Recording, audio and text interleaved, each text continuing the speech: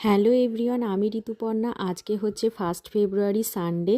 আর আজকে রাতে একটু দুজন মিলে আমরা বেরিয়ে পড়েছিলাম। তো আমাদের পাশেই মাঠে হচ্ছে পুষ্প প্রদর্শনী হচ্ছিল, তো ওটা দেখতেই বেরিয়েছিলাম। তো ভাবলাম যে ঘরে বসে না থেকে চলো দেখে আসা যাক। তো ঢুকেই প্রথমে এরকম মেলা বসেছিল, তারপরে যেখানে পুষ্প প্রদর্শনী হচ্ছে সেখানে এলাম। তো 10 টাকা করে টিকিট কেটে ওখানে ঢুকতে হলো।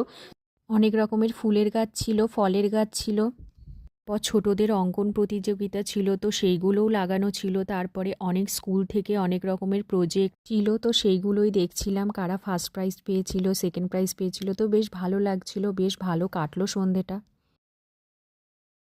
তো ভেতরে আমরা আধ ঘন্টা মতো ছিলাম। তারপরে বাইরে তো অনেক রকমের মেলা বসেছিল, খাবার দোকানও বসেছিল। তো আমি এখানে 1 প্লেট মোমো খেলাম, তারপরে ও এখানে পাঁশকুড়া চপ ট্রাই করছিল, আর লাস্টে বেরোনোর পথে ও একটা তান্দুরি টি খেয়েছিল।